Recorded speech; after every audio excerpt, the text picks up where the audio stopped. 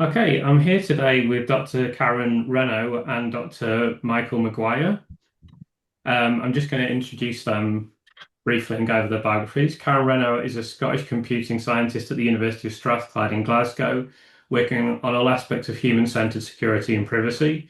She was educated at the University of Pretoria, South Africa, and Glasgow. Her research has been funded by the Association of Commonwealth Universities, the Royal Society, the Royal Academy of Engineers, and the Fulbright Commission. She's particularly interested in deploying behavioral science techniques to improve security behaviors and encouraging end-user privacy-preserving behaviors.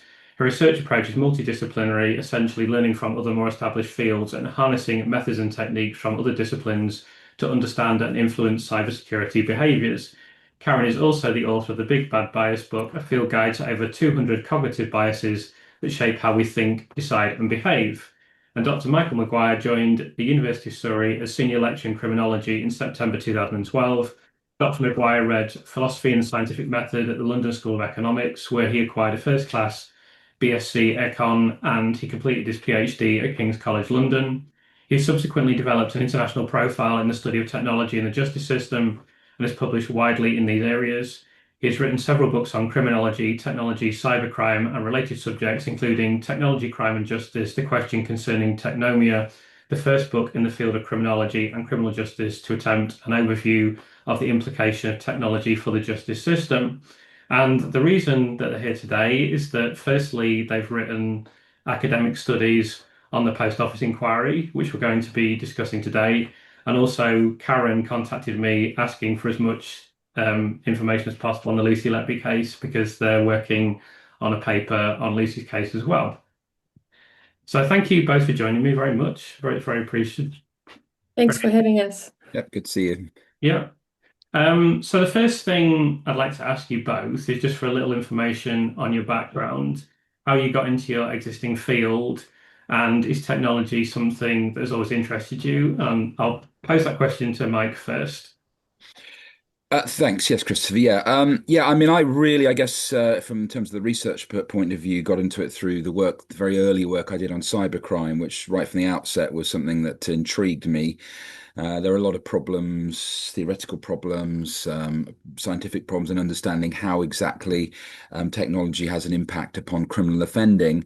And really, that took me by a bit of a circuitous route back into some of the really great theories of technology, communication, and so on from people who's like Marshall McLuhan, a very underread, rather neglected theorist, certainly in cybercrime. And McLuhan and people like Bruno de la Tour have great theories about how human society, how the human body is integrated with technology, and therefore how we have to think about technology as not something separate from us, out there, distinct from us, but actually part of our very agency. And of course, this by a sort of a different route is a major problem in cybersecurity and so on. Because what's always missing in theories of how we defend networks is what is called the human factor. So how you integrate the human factor and how you integrate what we think of as technological impacts, I think is a question that interests me very deeply. And the postmaster's case has been an absolute paradigmatic example of that. Absolutely. And Karen, would you like to? Yeah, so I trained as a computer scientist, very mathematical, theoretical training, and then I became a software engineer for 5 years. And after that, I went into academia.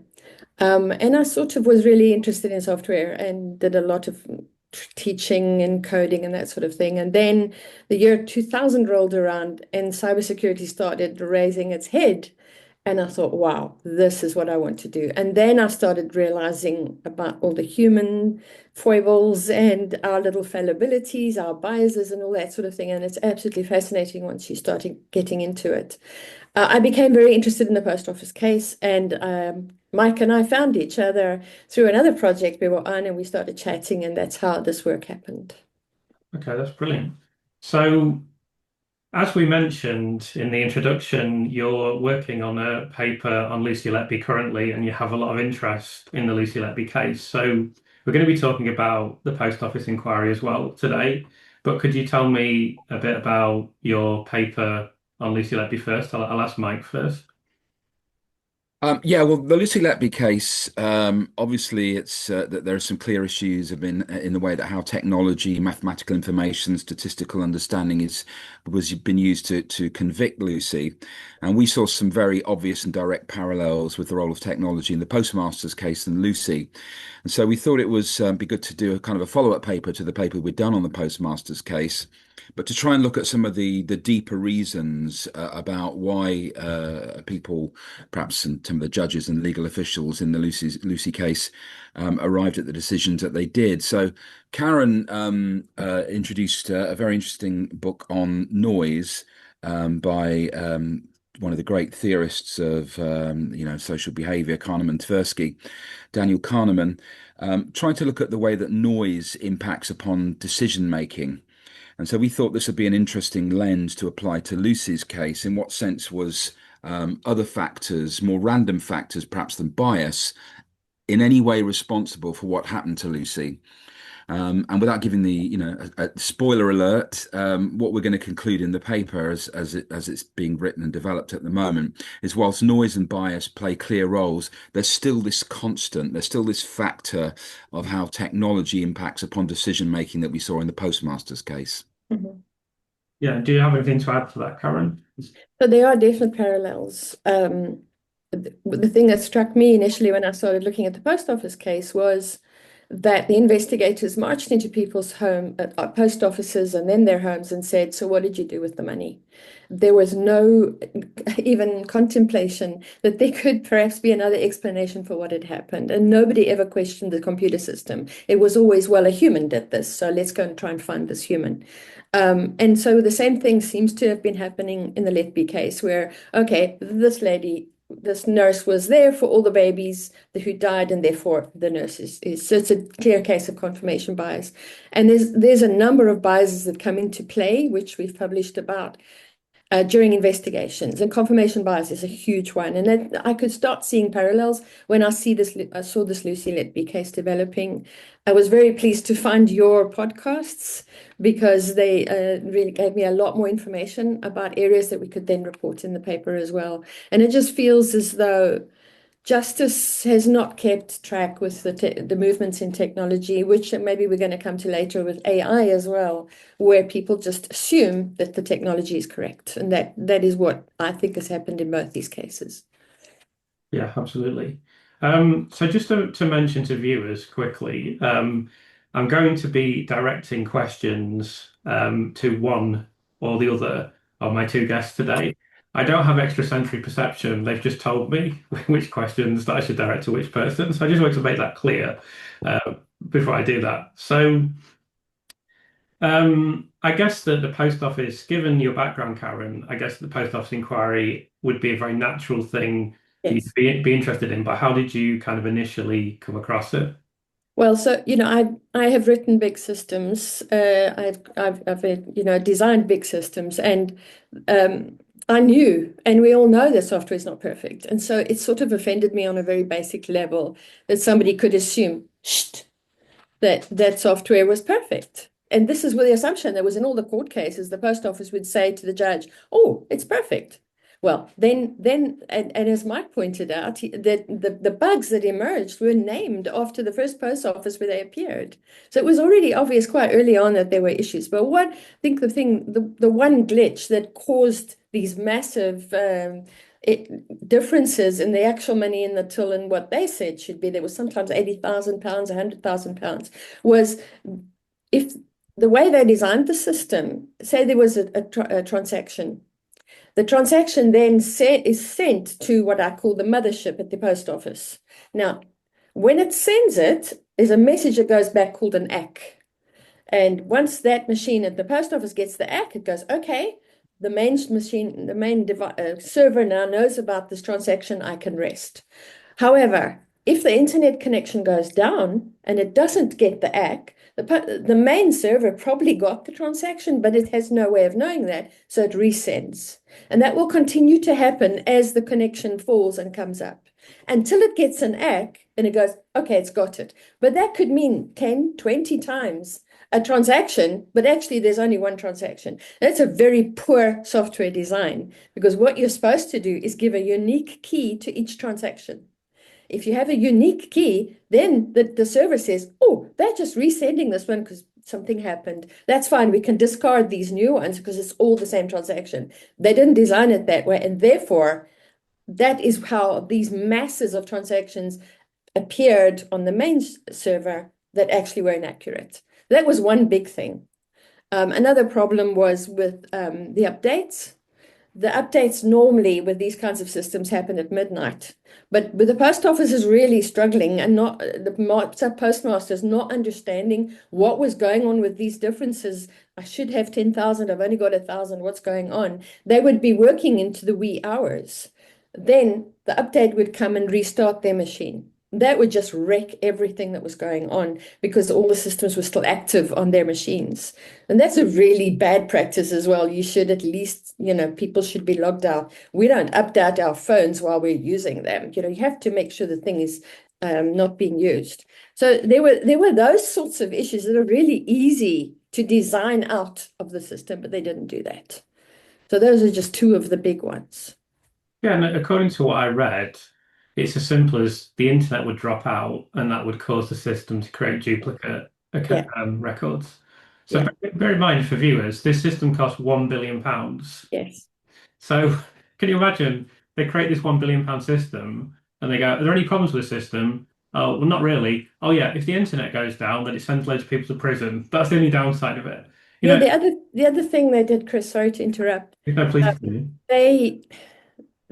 When you want a computer system to work as well as possible, you use the same hardware on the machine that you did all the coding and in all this, but they didn't do that. These are all different machines. So different hardware's got different, problems and fallibilities and little bits that don't work as well as they could.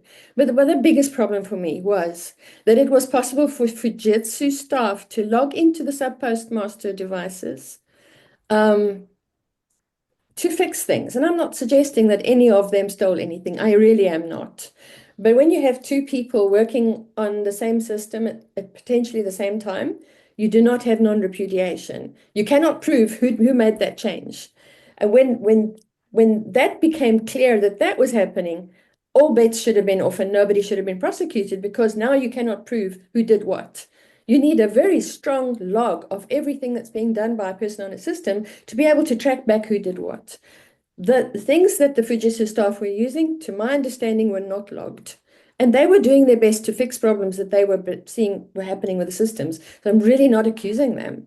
But when you have two people working on the same system, you have inconsistencies that you cannot explain. So those were the three biggies. My goodness, none of those should have gone to court. Yeah. And how did these problems initially come to light? Well, and this is another really difficult thing, because the staff, the sub-postmasters, would realize that there was this huge discrepancy and they went into a panic. And many of them are not technologically very,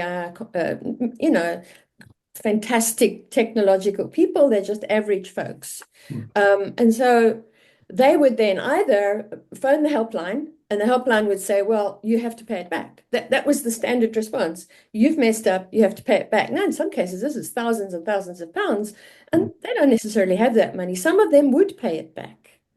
They would borrow money and just put it in the till so they didn't get into trouble. Others would then say, well, no, I can't, it's too much. Then the auditors would come, and generally the post office would be locked, the keys taken away, and the sub-postmaster then excluded. And they essentially lost their post office at that point. Other times they did regular audits. They would come in and say, oh, there's this big problem, and lock people out. So that is how it often came to light. The man called Alan Bates, who was also a sub-postmaster, who's not afraid of technology, this happened to him as well.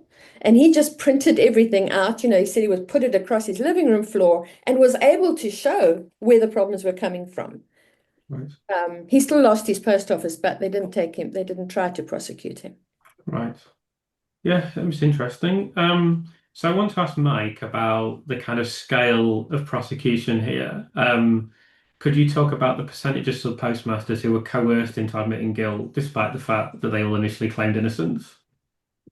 Yeah, I mean, we know that between when Horizon was first implemented and when the problems were really too apparent to ignore any longer, so between about 1999 and 2015, something like 900 postmasters were prosecuted. 236 of those were sent to prison.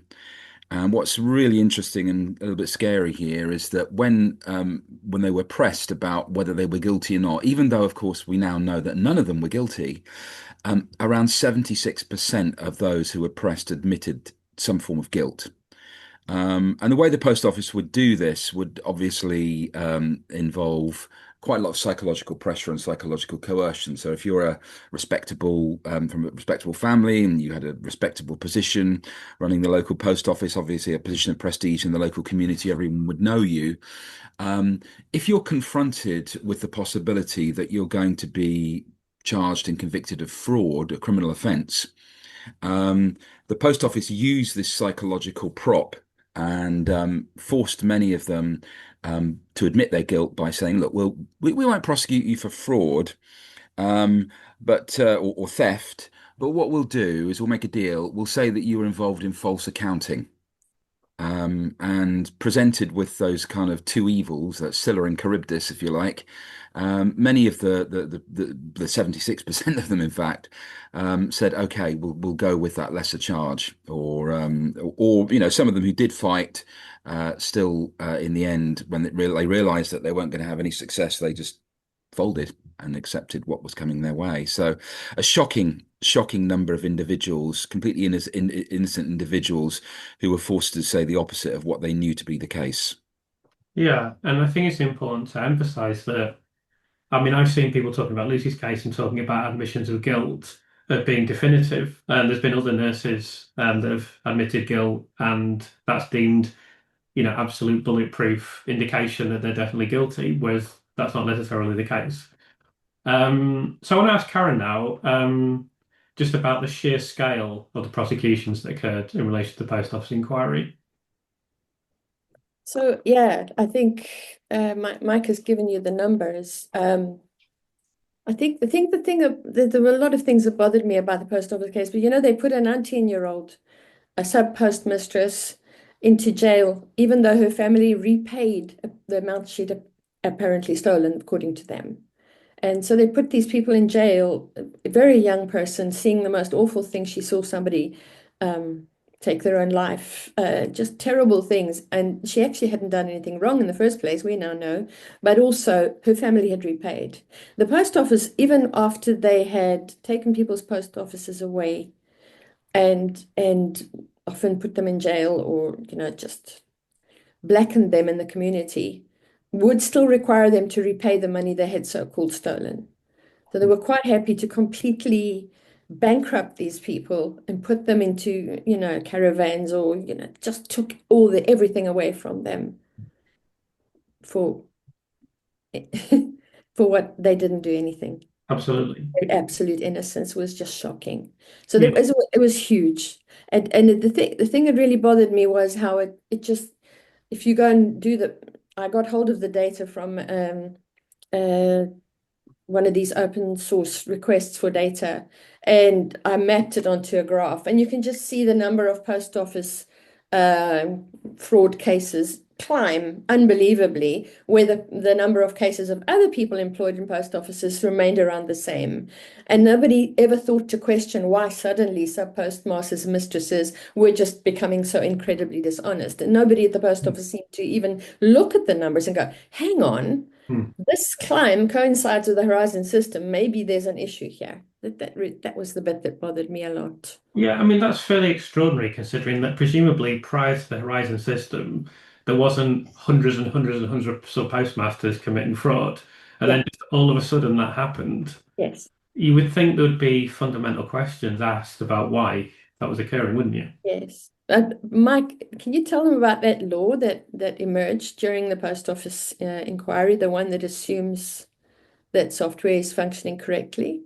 Yeah, I'm not going to talk about that a bit later when we come on to some of the Oh, technological okay. issues. But yeah, I mean, just as a quick summary, that there is a law that was introduced as part of the Police and Criminal Evidence Act, which allows the possibility, or rather disallows the possibility, that a digital computing system can be in error.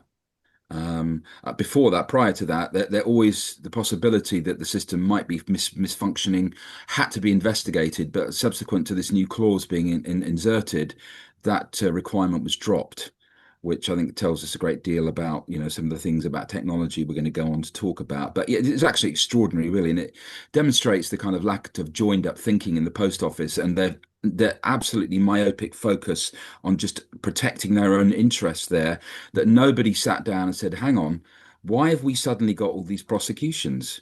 Mm. I mean, it's not presumably fraud has always occurred, and in your position of when you've access to financial systems and so on, it would be interesting to know what level of fraud was detected in post offices prior to this, but I suspect it was not high. Suddenly, this tsunami of middle class, middle Englanders suddenly deciding that they're going to enter the fraud industry, and nobody at the post office thought that in any way that was extraordinary. That itself is quite staggering. Incredible, incredible. And the other thing that they didn't do was, so we're in an age of hackers getting to systems all the time, and once they're in a system, they can change stuff, right? We know they can do this. Mm. There've been people in America mothers who have hacked into school systems to change their kids' grades to A's. This happens. So the post office was not even required to give some sort of evidence that they had somebody do pen testing to make sure nobody had hacked into their system. Yeah, yeah, You know. it's interesting. So I mean, I think people viewing will all later in this conversation, we're going to discuss the parallels between this and the Lucy Letby case. I'm sure people viewing this will already be noting the parallels, but we are going to discuss that in depth later on. So we're going to talk about some of the harm that those prosecuted suffered. And I'm going to ask Karen about this firstly. Yeah. So you mentioned, I've read your academic study, I know you've done more than one, about the physical harm that occurred. You cited instances of multiple sclerosis, miscarriages, and suicide. So I wonder if you could talk about that a little bit. Yeah, so I did what is called a semiological analysis in criminological circles, which is really what harm has occurred because of this miscarriage of justice. And we discovered, um, so the post office told the communities, and the post offices are really at the heart of most of our communities. They told them that the postmaster or postmistress had stolen granny's pension, which meant that their children were spat at and beaten up. They had to move away. They had to lose their community, lose their homes and everything. So there's a lot of psychological harm. One person described it as hell on earth. It took me a long time to get over it. Many of them had panic attacks, had to take antidepressants. And I also spoke earlier about the bankruptcy. People were bankrupted. They live now in council-owned homes and they receive benefits because then, of course, because they now have a criminal record, they can't get work. Nobody will let them near money or anything anymore. And there was one person who was given 2 job offers, and when they found his criminal conviction, those were withdrawn. So it wasn't just, okay, I've lost my post office, I've lost that, let me move on. They couldn't move on. There was a lady, there were apparently at least 4 people who took their own lives, which at the time I wrote the paper, I could only find evidence for one. There were people who were not believed by even their families. Why did you take the money? No, I didn't. Oh, maybe you did. And there was just it sense that the post office rolled over onto them and discarded them in their wake, and there was just no way for them to get around to it. I'm not aware. I don't know if you're aware of the fact that Alan Bates was so incensed by his treatment that he put up a website and asked if anybody had been treated this way, because every single postmaster or postmistress who was targeted was told, you're the only one. But Alan Bates didn't believe them. And so he put up this website, and these people came in their hundreds. And then suddenly he realized the scale of the problem. Without Alan Bates, I don't know if any of this would have come to light the way it did. Yeah. So But there was a Karen, lot of harm. do And you think of it's course, feasible? Do you think it's feasible it never would have emerged, and they'd still be guilty in the eyes of the law? I wonder. I mean, usually if you mess with enough people, you're going to mess with the wrong person. And Alan Bates was the wrong person for the pest office to mess with. And I'm very, very pleased that he did what he did because I don't want to get ahead of the discussion, but he was one of the people who was instrumental in taking the post office to court in the end. Hmm. They're very interesting. So I just want to share this article briefly. Hopefully this will work. It worked in my last video. I'm reliably informed. So there was 13 known suicides now Wow. because of this only a couple of months ago. So yeah, I mean that's pretty doesn't get much more serious than that, does it? Obviously, hundreds of people prosecuted, hundreds going to prison, enormous. It says in this article there's 10,000 people seeking compensation. So it's pretty enormous. So that follows on neatly to the next question, which is, could you give some examples of economic and social harm that were endured as well? You mentioned some, but Yeah. So basically, people, the one person, I spoke to one of the people actually, I'm not going to give the name, who said that they had paid off their house, decided to buy the post office. The kid was in a private school, and suddenly this happened.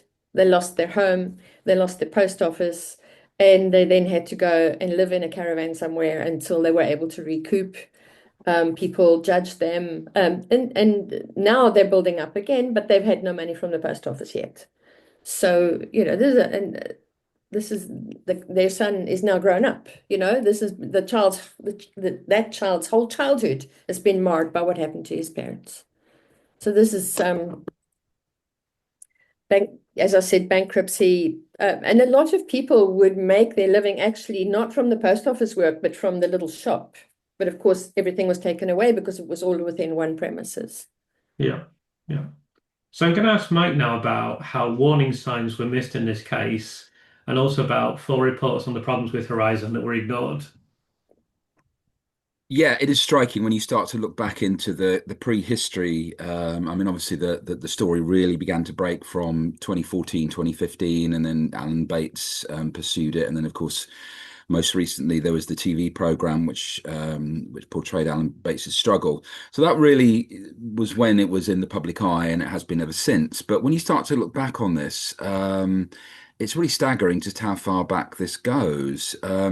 So, I mean, one of the things I found was that the House of Commons themselves, and this is a select committee back in 1999, um, had some concerns about the Horizon project. They mentioned that I think in their report, they said there were repeated delays and failures to reach important milestones. They also stated in the report that there was concerns about the resilience, quote, and relative obsolescence of the technology. Um, so right from the very beginning, certainly in the some of the institutions of the state were not unaware of what was happening. And I have to sort of also preface this by saying I was reading the other day about a piece of software that the post office was using prior to Horizon called Capture, Mhm. which was also an accounting software, which also now, in retrospect, that there were prosecutions on the basis of Capture, but it now looks as if similar problems were at work there. So the whole Horizon debacle can be set against a background of failures on the part of the post office, and also, and we may get time to go on to this as well, Fujitsu. Fujitsu, one of the most, I think the fifth most funded company responsible for delivering public infrastructure in the UK, have been problem after problem with what they have done. So the backdrop is not very promising. But perhaps the first report or attempted report was a very early case of a woman called what was her name? Julie Wustenholme. That was right.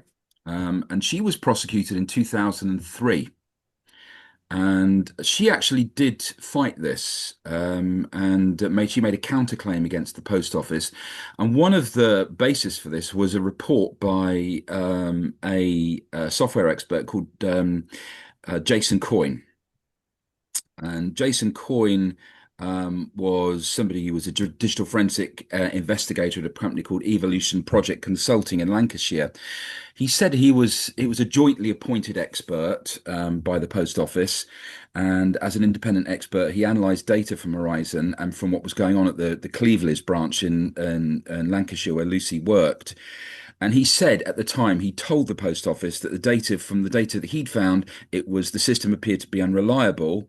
But the Post Office's response to that was then to sack Jason Coyne from the case, and to attempt to discredit him. So we've got a couple of reports or investigations already before anything really kicked off. Well, the report by the Computer Weekly technical journal, who had been contacted by Alan Bates and didn't initially take up the story, but then they began to see some of the problems that were going on and they began to write about this problem. Meanwhile, in October 2013, the company Detica, who were at that point the research arm of British Aerospace, BAE, and I actually did a separate research with Detica. They were quite a good organized company. They looked at the post office systems overall, not just Horizon, and they advised the post office that their systems basically were not fit for purpose in a modern retail and financial environment. So you've got this background building up. Then the big report, the one that really attracted attention at the time, was by a company called Second Sight. And the Post Office, following the pressures from the MPs and so on, took on and employed Second Sight to do some work. Their preliminary investigation was circulated to post office executives. They realised that the report was going to say that there were some big problems. So before the final report was finally published, Second Sight's work was suddenly and arbitrarily just halted.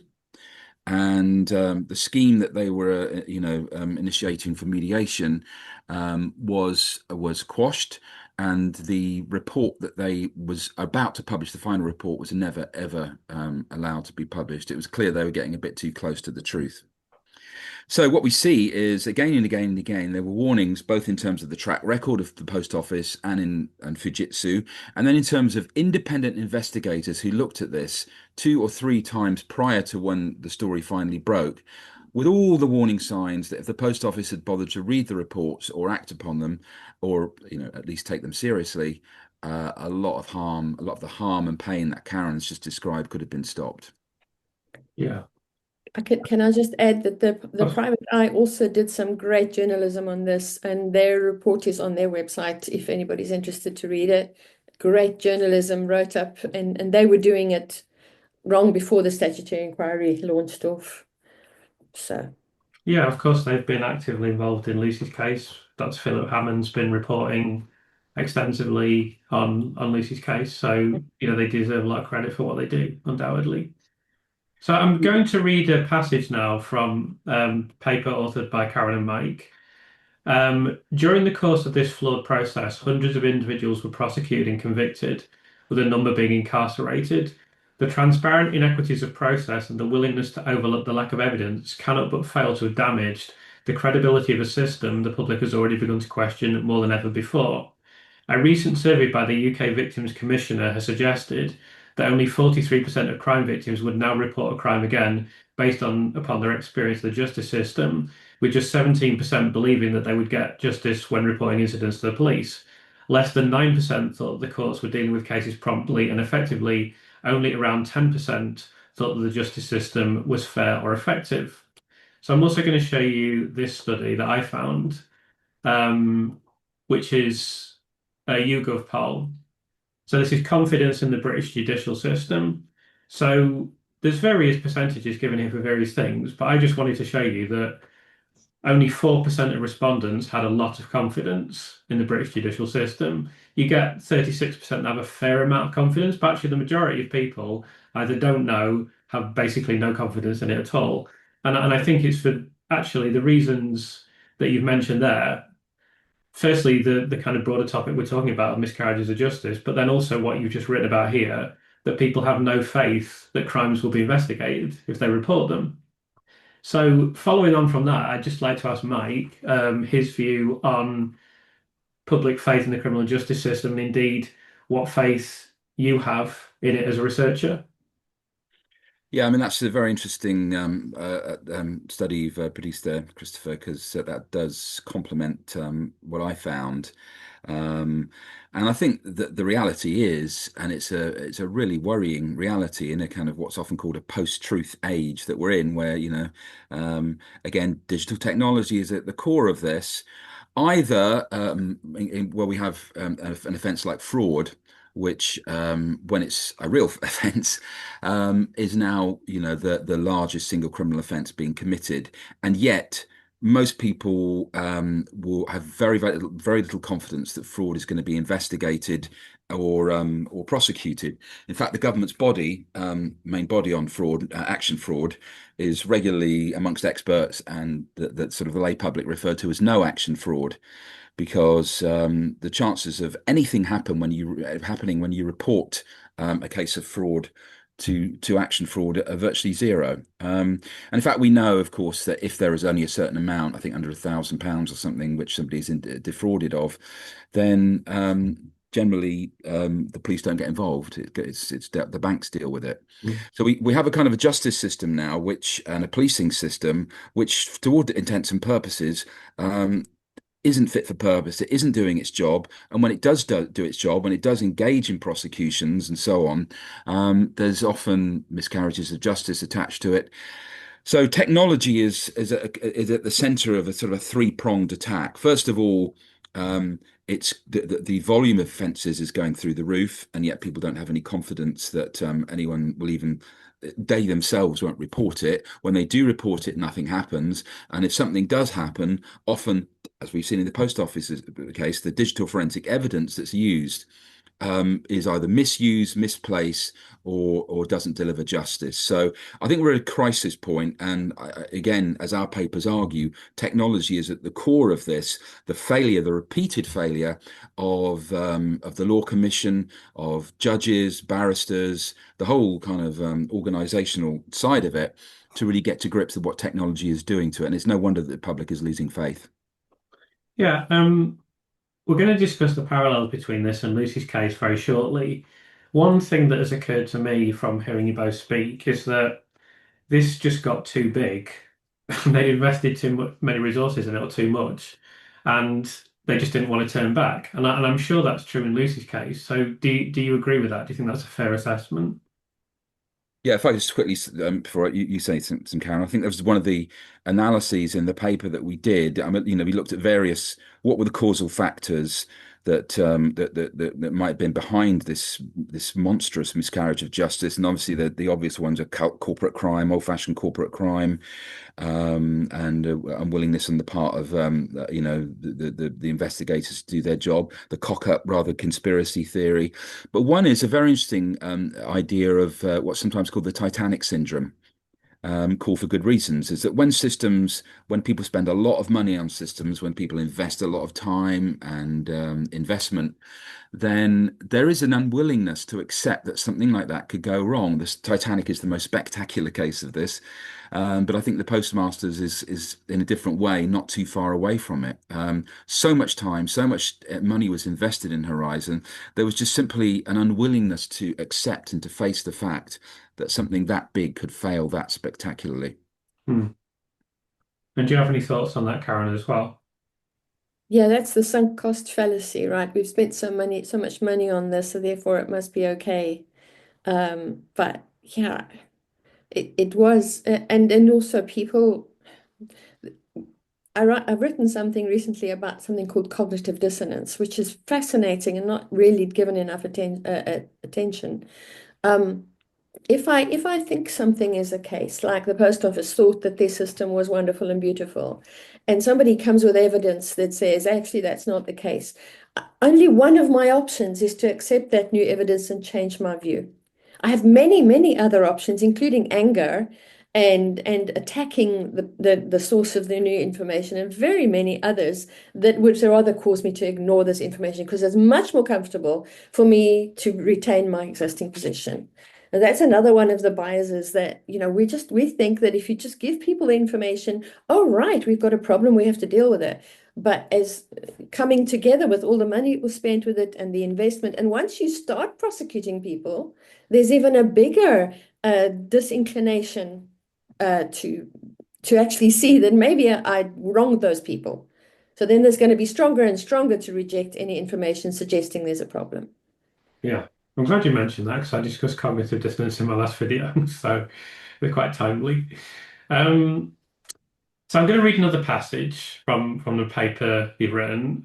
When we recall that it was entirely upon the basis of evidence provided by the Horizon software system that the convictions of sub-postmasters were secured, the implications of this stance become even more damning. In effect, the word of a computational system was considered to be of a higher evidential value than the opinion of legal professionals or the testimony of witnesses. So I wanted to ask Mike, could you reflect on your views on this or how you feel about this at this point in time?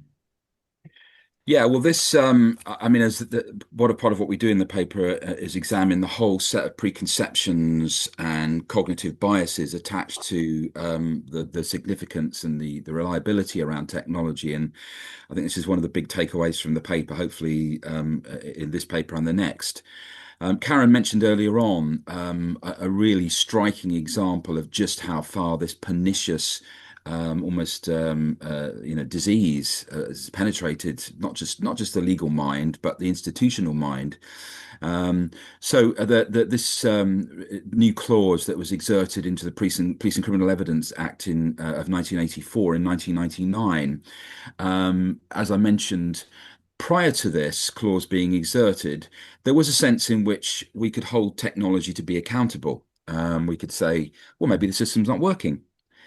Now, I don't to this day understand why this clause was inserted, but any requirement for a prosecutor who uses digital evidence to prove that the system from which it had been obtained was functioning correctly was removed. Mm. And that just seems to me to be we're back into either the Titanic syndrome or what we call technological rationality, the idea that technology so inhabits our cognitive systems that actually we can't see outside of it anymore. And if that is really what's taking place, as we argue it is, it's extremely concerning, particularly in an age of news platforms which are not required to justify what they're saying in terms of the objective journalistic process. That's the post-truth aspect, but also AI, where we have a black box which nobody understands how it works or the basis at which it works or the basis on which the algorithm is arriving at the conclusions that it's arriving at. Given those two developments, I think the faith in technology, the technological rationality that's informing this is of huge concern for our justice systems going forward. Yeah. And by the way, it's exactly the opposite in the US.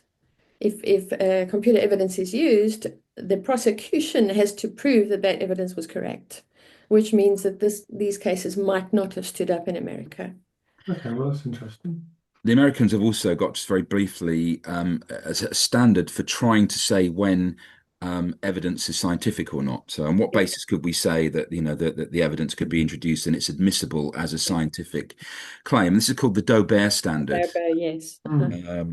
Which we've tried to in the UK follow or instigate something like the Doe-Bear standard.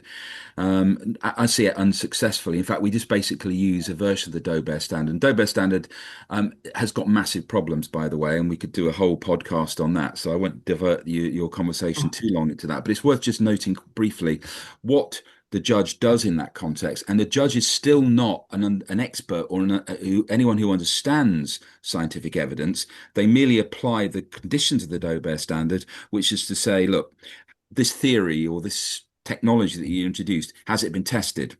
Has it been subjected to peer reviews? What's the error rate of this technology? And how accepted, in this sort of very vague sense, is it amongst the scientific community?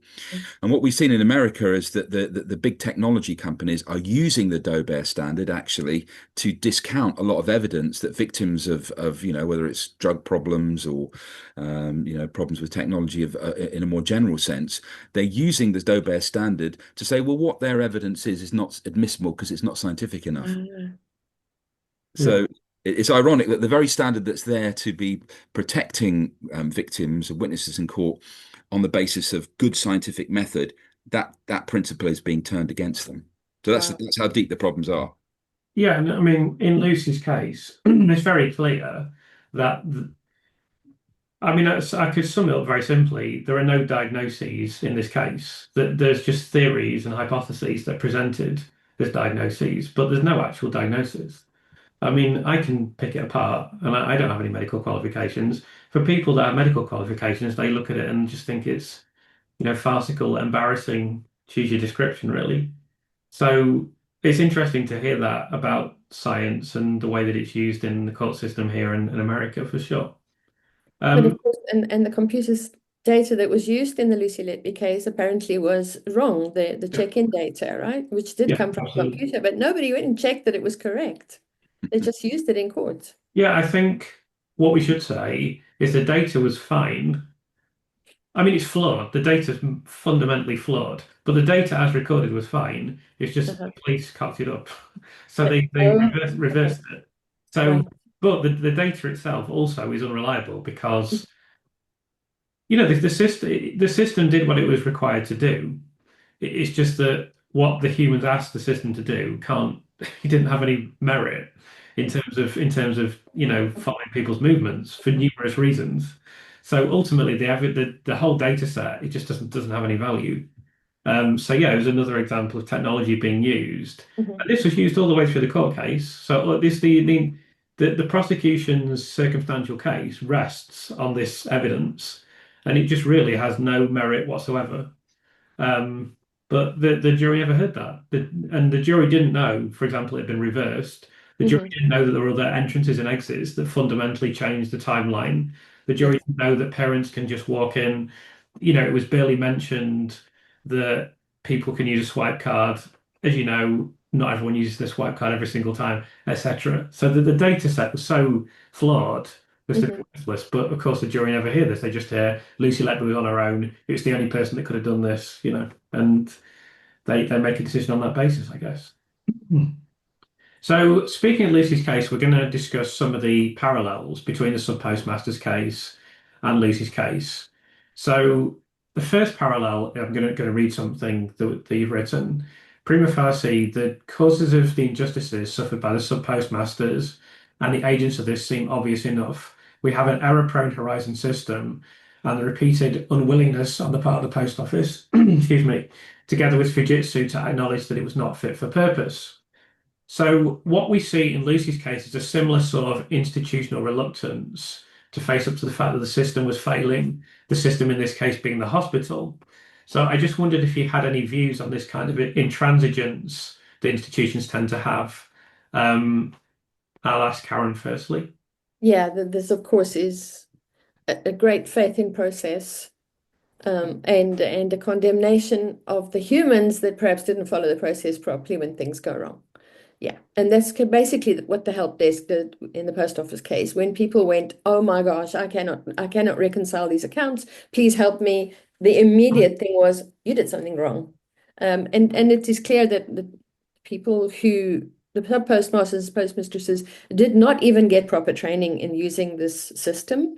So when things went wrong, they might have made a mistake. But if you don't give people proper training, that's what they're going to do. And the more stress they get about, oh my gosh, they're going to say I've stolen this money, the less able you are to reason compassionately to help yourself to sort these things out. So, but bigger institutions are really have great faith in themselves and their processes. And I think it's very hard for a little human to challenge that. And do you Mike have anything? probably has a more of a kind of a justice-oriented view on this. Hmm. Yeah, do you have anything to add to that, Mike? Well, I think just an example of the intransigence of the institutions in the postmaster's case, which we are seeing repeated in the Letby case, um, is just wonderfully demonstrated by Fujitsu's conduct and the fact that these known error logs, which they saw errors were accumulating, but they said they were too small to be worth investigating. Mhm. Um, but Hmm. in a parallel case, of course, as I mentioned, Fujitsu has been a major provider of digital infrastructure to the UK and to the UK government. And in a separate piece of work they did for the National Health, they were supposed to be getting a data system going together in various hospitals. And it was flawed from the start, and that's another story we haven't got time to go into. But just to observe that when the government threatened to withdraw funding because of these clear, obvious, and evidence problems with this system for the NHS, eventually Fujitsu managed to prosecute the UK government for damages, and they actually were awarded damages because I don't know what they'd hurt their feelings or something, or they dare to question the resilience of Fujitsu systems. But that level of intransigence and failure to understand what was going on, supported again in this case by the legal system who awarded them the damages, is an example of what we're up against. The bigger picture, and I'll save this until the conversation develops further, is that I think it's this role of technological rationality which we identify in the paper, which is actually even beyond intransigence. It's actually because of the cognitive way in which our minds are being formed in a technological age, means that we cannot actually even see that there's a problem.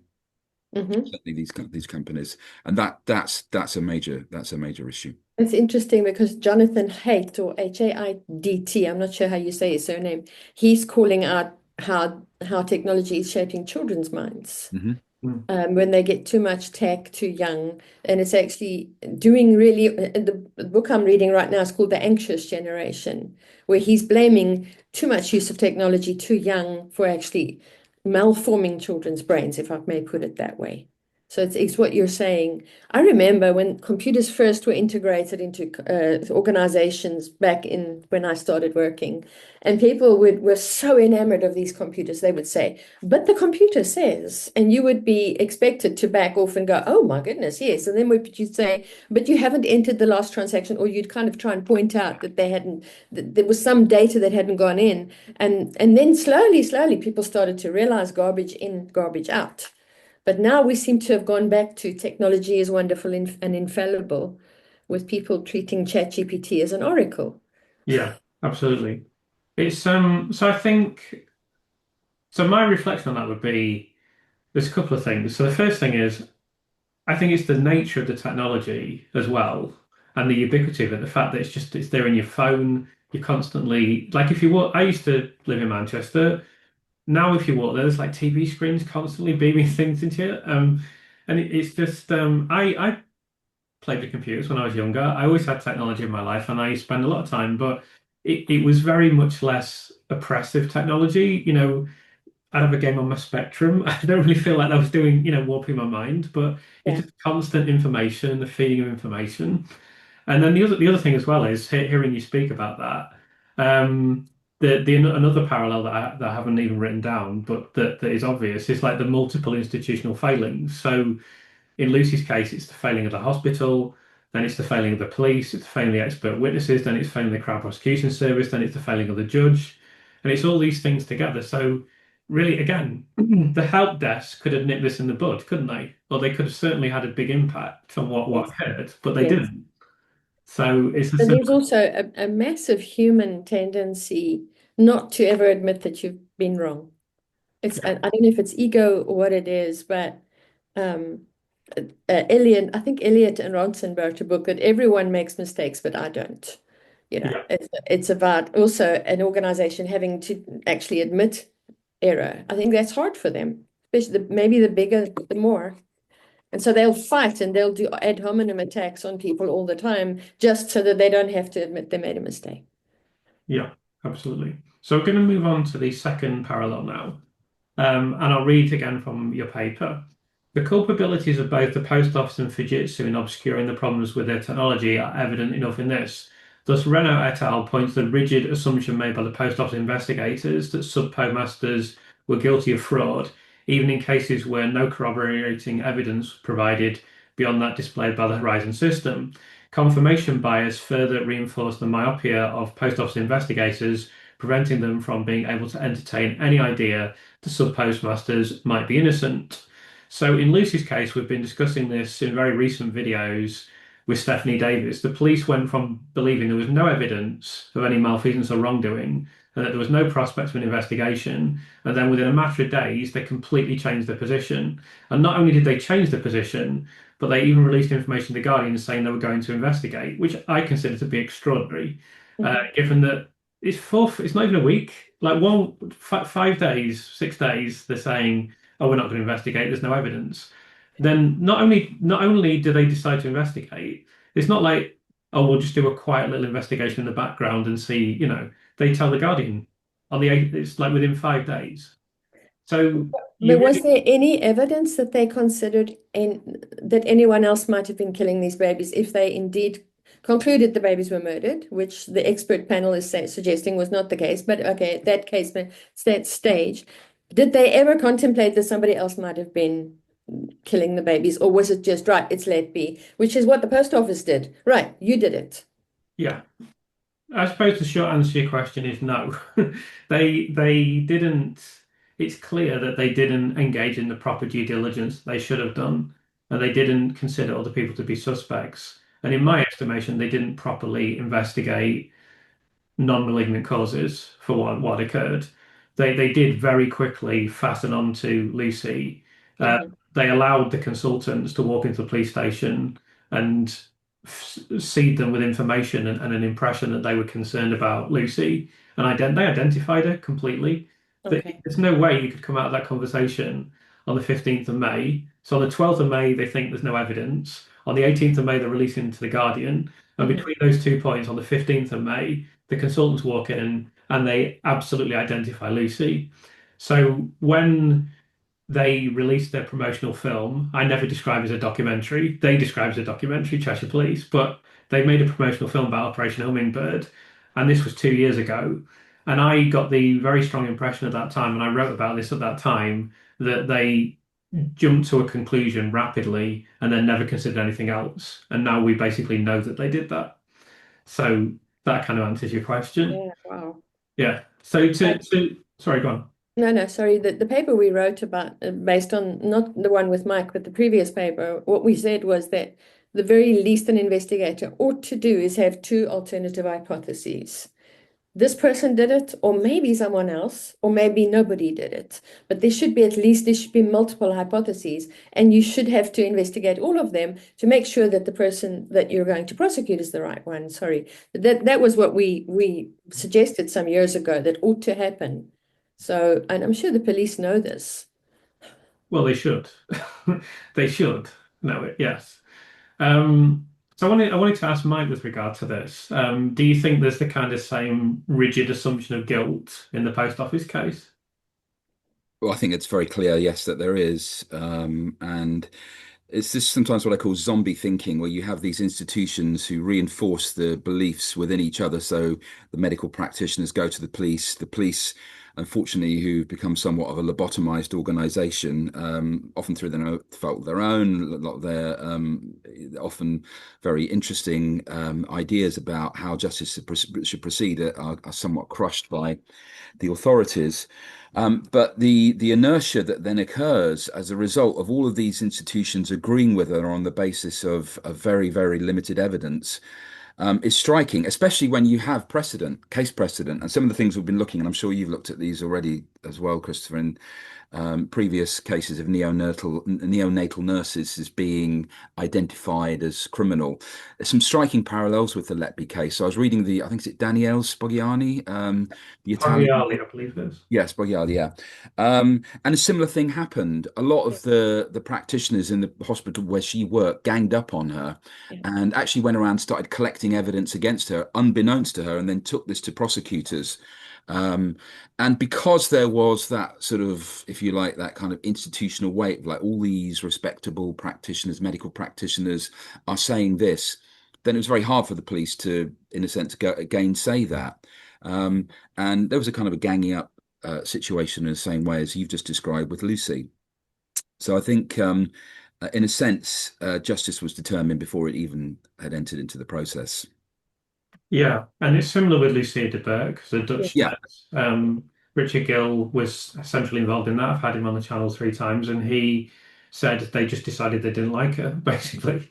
Um, she you know, was, I believe she was a sex worker before she became a nurse. So I yeah, think there's some. in each of these cases, there was something odd or different about the individual they fixed upon, almost like a medieval witch trial in a way.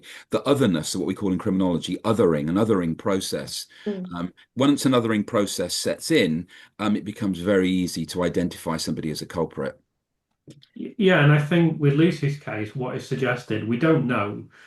We simply don't know. I've never been able to satisfactorily answer why they fastened onto her so quickly, but we suspect or we think it's possible that the reason could be that she was an excellent nurse and she used to flag things up. Basically, that's the So best she was a theory. whistleblower? I wouldn't maybe put it quite as strongly saying she's a Okay. whistleblower because that But involved she, an external agency, but she would write things on the internal computer system, what's called datex, and yes. you know consultants don't like that very much generally, so so I'm reliably told. But she would do it, and she would just because she wanted to improve practice. I mean, you should do this. This is something that you should do. And They're encouraged to do it. yeah, but in a way, you are. Yes. If it, theoretically, you are encouraged to do it, but in practice, it can be frowned upon because the consultants don't like being shown up. No.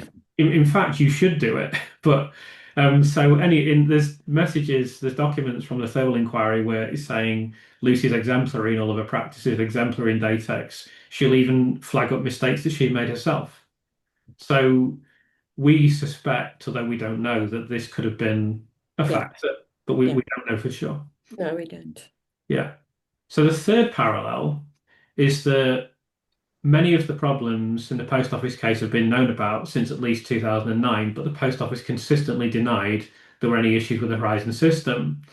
So this relates to Lucy's case in that there's some very flawed insulin evidence that's been used in the court case, and we've been using this now for 20 years in court cases, despite the fact that it's known in terms of biochemistry and endocrinology that we shouldn't be using the evidence. It's not forensic and it's not adequate. In fact, I sat in a pub with a guy who's an expert on this, who's been working on these cases for a long time, and he explained to me in great length why someone who was convicted 20 years ago is completely innocent, and she was never able to prove her innocence.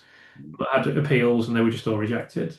So, I mean, that's a worrying precedent for Lucy's case, and there have been other similar cases, but Lucy has new evidence that hopefully is going to be helpful.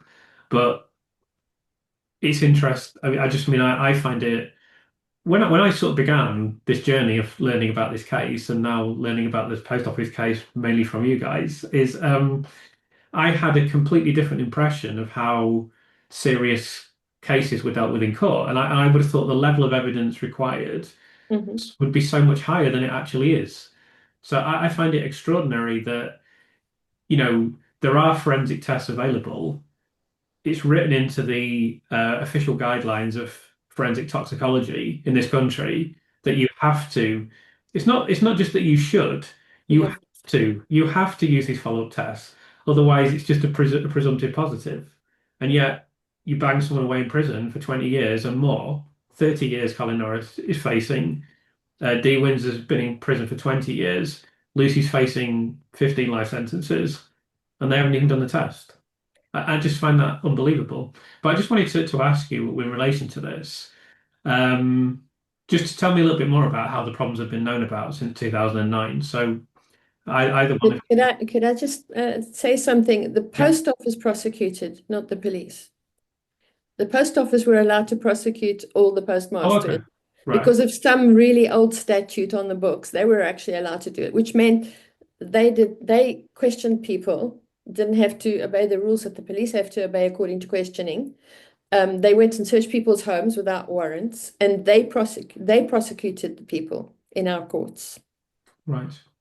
I That's a don't know whether very important point. that's correct, isn't it, Mike? Yeah, that is. Yeah, and it's very important because what it points to again is something which I think, in a sense, you've alluded to, Christopher, in the way that the police responded simply to pressure from the hospital rather than going through, the kind of process that they would have normally gone through in previous times, and then issued this rather self-congratulatory video about the whole thing.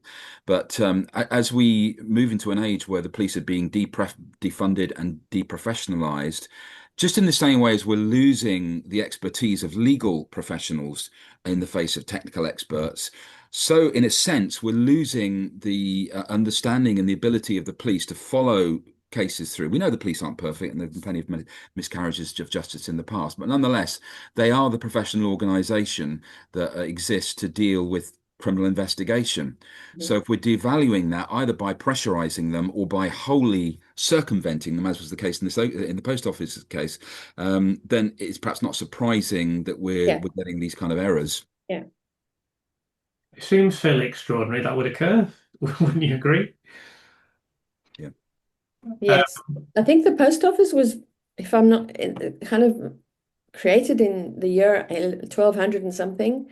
And that's when they gained this right. And maybe in those days that was reasonable, but Right. it was clearly abused at this point. Yeah, and I think that's a kind of systemic problem, is that Britain is an ancient country and we've put all these systems in place and we like to tell ourselves we're great at everything. And a lot of them are antiquated and need to be addressed and evolve with this technological society we live in now. Sorry, but Chris, you asked a question which I sort of subverted with my comment. Yeah, no, just about how the problems have been known about since 2000. Oh, sorry, yes, Mike. Yeah, well, I mean, as I pointed out earlier on, in fact, 2009 is when they really began to surface. But I mean, that 2003 case of Lucy Letby, who did protest against it and countersued the post office, right, should have been clear right from then and from the 1999 warnings from the Select Committee. As we said, corporate intransigence is explicable in terms of the usual motives of profit and shareholders and so on. Yeah. The post office as a kind of a public organization, it's slightly different, aren't there? There's also an organizational inertia there that social scientists note in lots of other contexts. But again, I think the fact that technology is involved in both these cases adds this extra dimension, which either we can't face the fact that the technology could be wrong because it's so much has been invested in a big project, or, as I tend to believe increasingly, something has happened to our minds, and it's not just that they're, if you like, diseased externally. That sort of implies that the technology is making us think and behave in certain ways, and many people, kind of adhere to that. I think it actually goes deeper than that, and I don't want to get too technical with your listeners, your viewers. But if we refer to Kant's idea, the philosopher Kant, about how people think about in the Newtonian version of the universe, space and time are things that are external to us. We live in space and time goes by. What Kant argued was, no, actually, we impose space and time on the world. That's the Kantian a priori perception of space and time. We make the world spatial and we make the world temporal. And in fact, we can't think outside of that framework. And there's lots of famous thought experiments. Try and think of somebody located somewhere that's not in space. You can't do it because as soon as you have location, you have spatial dimensions. As soon as you think about somebody located, then there's a before and after. And it's a similar thing with the role of technology increasingly in our world, is that technology so inhabits our mind. It's not that it diseases it, although of course there are evidence of that with what's happening to children and so on. But it's actually that it inhabits our mind in a way that we can't think outside of it. And I do think that's got something to do with the intransigence issue as well as the normal corporate self-interest. The other thing I've heard suggested is that, and Mike might be able to tell me, when did they nationalize the post office? What year was that? Well, was it under the Thatcher government? I think it came I later. thought it was under Cameron, but Yeah. anyway, maybe Chris is Googling. But They sold it to a hedge fund, did they not? Didn't they sell the post office to a hedge fund? So, but the point I was going to make was, it is entirely possible that they were under some pressure to prove that they could be profitable. Yes. Yeah. And that might have fed into this whole, oh my goodness, if that's going on, our profits are not what we think they are. And so therefore, let's just try put our heads in the sand and not think about it too hard. Yeah. Absolutely. So the fourth parallel we're going to discuss is how both Lucy and the sub postmasters found themselves trying to defend themselves against a crime that doesn't even exist. They So I hadn't just done. wouldn't Yes. had any comments on that. Yeah, well, I'm actually writing a book about this at the moment, which I'm describing the situation of what I call post-crime, um, where we enter a world where we don't actually know what crime is anymore, and we're often prosecuted on the basis of crimes that don't exist, or if we do commit a crime, then it's devalued because it's only fraud, or it's something that that large corporations do, like stealing our data, and their way of stealing data is different from the way of a cyber criminal stealing data. So, yeah, I think. What this both shows in the postmasters and the Lucy case is that we're willing to engage in processes that are similar to criminal processes, even though there isn't any root to that. Mm. Yeah, absolutely. So I was my favorite writer is Philip K. Dick. Uh, Oh, really? Good. yeah, Me too. Absolutely fantastic. Good choice.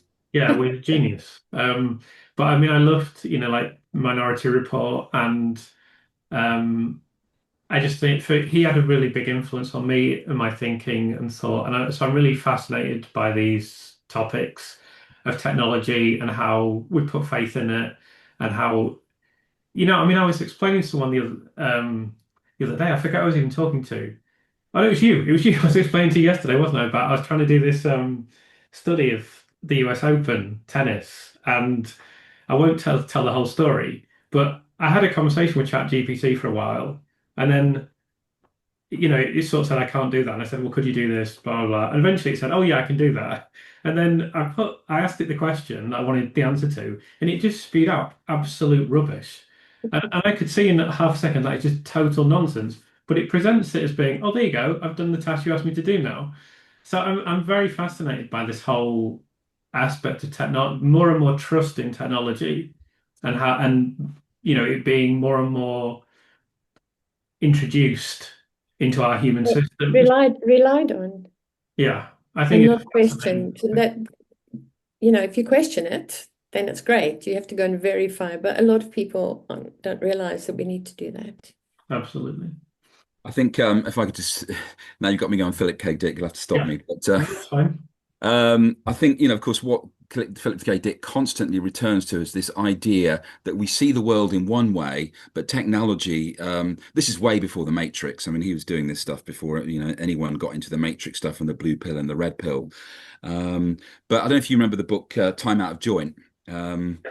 Which is lovely. The guy living in 1950s Americana and knows everyone in the town, and there's diners and so on. And it turns out the whole thing is a technological construction, just designed to use this guy's capacity to be able to predict where missile strikes occur. So he bets on I think it's the horses or something, and from that they deduce in this fantasy world they've located him about where missiles are going to strike. And I think, there's, of course, we get into the paranoid conspiracy angle a little bit, and Dick was a master of that. But organizations like the post office, like, the medical institutions and the police, we do find ourselves in a world where the tech barons, the Peter Thiels of this world, are more than ready to use technological means to erect a false reality around us. And I think, whilst this isn't a direct case of that, it's it's a warning sign for where we might be going into a more and more technologically structured future. I agree. So that actually feeds me neatly into parallel five, which is the intransigence and vested interest of Fujitsu, who designed and financially profited from the Horizon system. So in Lucy's case, she's not just dealing with the intransigence of a corporation, she's dealing with the intransigence of multiple bodies and powerful organizations that simply do not want to admit that they've made a series of major blunders, even though we know it's basically medically, scientifically decided already, this case. It's just a case now of making the system admit that it's wrong. So I wondered if, Karen, if you could talk about the intransigence of Fujitsu during this process and whether we can learn anything from that. Yeah, they just held fast that there were no problems, and whatever little issues had been reported were so minor the court didn't need to know about them. The court accepted these explanations, and that is the worrying part, because if they'd been forced to show it, maybe the people would have been given a fairer hearing. As Mike talked about earlier, Fujitsu doesn't have a sterling reputation in doing things correctly, but there are software engineering principles we teach them in my department, which really would have minimized the kind of things that happened. No computer system is perfect, but there were such glaring errors in the design of this one that yeah, I don't know. I can't explain what happened there. And they sent people to court to claim that the system was just hunky-dory, and that I don't understand that either. Whether the person who went to court perhaps wasn't kept in the loop and was just kind of sent out there as a front man, I don't know. But any software engineer worth their salt would know that the system was probably dodgy. Yeah, There's so just too much going on. this was our sixth parallel. So you've written the obvious partiality of the expert witnesses used by the post office led the judge to complain about a raft of slanted analyses and an egregious failure to maintain the necessary standard of impartiality. Now, this was an enormous problem in Lucy's court case, where one expert witness in particular has behaved in what I would describe as quite extraordinary fashion, both during and after the court case. So I wonder, Karen, if you could explain a bit more about the post office expert witnesses and how they demonstrated this lack of objectivity. Well, they just claimed that, I mean, the post office would say there's nothing wrong with our system, end of. And then the Fujitsu witnesses were called in and they kind of emphasized that. But nobody was ever required to prove it, which Mike points out the Dober principles. I think if we had something like that, they would have been required to prove that what they were saying was the truth, or at least had some evidential basis. But unfortunately, maybe things will change. Mike, I've heard there was an inquiry or some sort of consultation going on about repealing that law. Did you hear about that? Yeah, I believe it's ongoing at the moment, but Ongoing. So they're definitely considering removing that, which will be yeah, a very good, the very, only probably good outcome of this entire fiasco. yeah. Anything else that you say in court, you're usually expected to be able to prove it. So I don't know why these guys got away with saying what they did. But maybe they were saying what they wanted to be so, not what was so. Yeah. And you think there was a bit of a patsy that was put in court, do you? I felt very sorry for him when I saw him testifying in front of Sir Win Williams. Sir Win? In the statutory inquiry, I just felt like he really believed that the system was okay. He really seemed to believe it. And so all I thought was maybe that he was just sent out there as a front man and wasn't aware of what was going on, because I did feel sorry for him when I heard him saying, oh no, the system was absolutely fine, where we now know it wasn't. But he's not able to abandon that position. Yeah, absolutely. So the seventh parallel is the attempts by the post office and Fujitsu to evade responsibility in the case, therefore have a clear basis in corporate self-interest. And this cannot easily be treated separately from the asymmetries of power at work here. Both Fujitsu and the post office were able to deflect responsibility for Horizon's failure towards the sub-postmasters because their greater resources and influence allowed them to do this. So again, this runs very much parallel with Lucy's case, where the defence has significantly less resources and, crucially, significantly less time to respond to the enormous array of allegations that were made. And then, broadly speaking, there are big problems with attracting defence witnesses to court cases. So I just wondered if you had any comments or reflection on this. I think what Mike and I wrote as well was that the judges themselves cannot be expected to be computer experts or technologically experts. They're experts in the law. And the sub-postmasters and sub-postmistresses were seldom technophiles either. And when 555 of the sub-postmasters who had been victimized in this way took the post office to court, that judge was a technologist in his previous life. He was not fazed by technology. He was not going to take any nonsense from anybody about how wonderful the technology was. And they really lucked out with that judge because he got it. And the post office tried to have him removed, but they did not succeed. Wow. And then he found for the sub-postmasters, I don't know if you saw in the paper we wrote, that the judge said that the post office's assertions that the Horizon system was working perfectly was on a par with the flat Earth hypothesis, which I want to put on a plaque on the wall somewhere. It was so classic. And he got it. And so this is the problem, once again, what Mike is saying. Technology just moved on to such an extent that you really need a proper expert in court, the way you do with medicine, and everybody admits that, and so on. But we're now needing, and we can't expect judges to know everything about technology. So we need good experts in place to help and give the right advice, and not people with a vested interest in having you hear what they've got to say. So with regard to that, do you have any thoughts on how that could be achieved?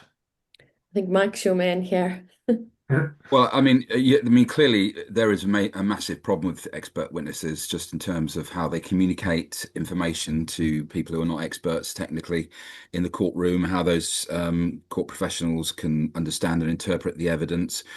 And then, so that's already a problem. If you then compound that with the fact that certain expert witnesses are, if you like, professional performers, and we saw that in the postmaster's case, and we've certainly seen it with the I forget the chap's name in the Letby case, who's absolutely insistent that she was involved in this internal injection of oxygen and all the rest of it. So we need some kind of vetting process for expert witnesses. There isn't anything like that really of any significant standing in place.